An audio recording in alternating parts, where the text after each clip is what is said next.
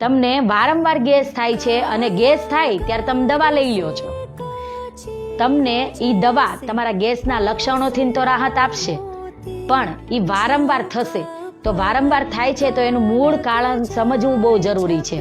જેમ કે તમે પ્રોપર ખોરાકને ખાતા નથી, ચાવીને જમતા નથી, જમ્યા પછી તરત સૂઈ જાઓ છો, તમે પાણી ઓછું પીવો છો, તમારા ખોરાકની અંદર ફાઇબરની કમી હોય છે, તમારી એક્ટિવિટીઝ ઓછી હોય છે, ત્યારે તમને વારંવાર ગેસ થઈ શકે છે.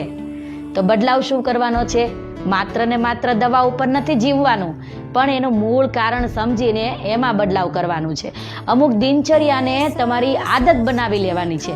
જેમ કે ખોરાકને પ્રોપર ખાઓ, ચાવીને જમો, ધીમેકથી જમો અને ખોરાકને ખાવાની રીત બદલો. બીજું, દિવસ દરમિયાનની તમારી પાણીની જરૂરિયાતને પૂરી પાડો. ત્રીજું, તમારા ખોરાકની અંદર ફાઇબરનું પ્રમાણ વધારો. ચોથું, બેઠા ન રહ્યો, એક્ટિવિટીઝ કરો, થોડુંક ચાલવો, કસરત કરો, યોગ પ્રાણાયામ મેડિટેશન કરો. તમને કોઈ ગમતી એક્ટિવિટીઝ જેમ કે સ્વિમિંગ, ડાન્સિંગ, ઝુંબા પણ કરી શકો છો.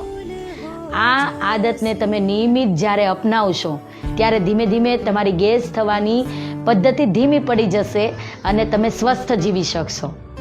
આ વિડીયો એવા વ્યક્તિને શેર કરો જેમને આ સેમ તકલીફ છે, અને તમને પણ આવી તકલીફ હોય તો તમે કોમેન્ટ કરો ગેસ, હું તમને મદદ કરીશ. વિડીયોને લાઈક કરજો, શેર કરજો.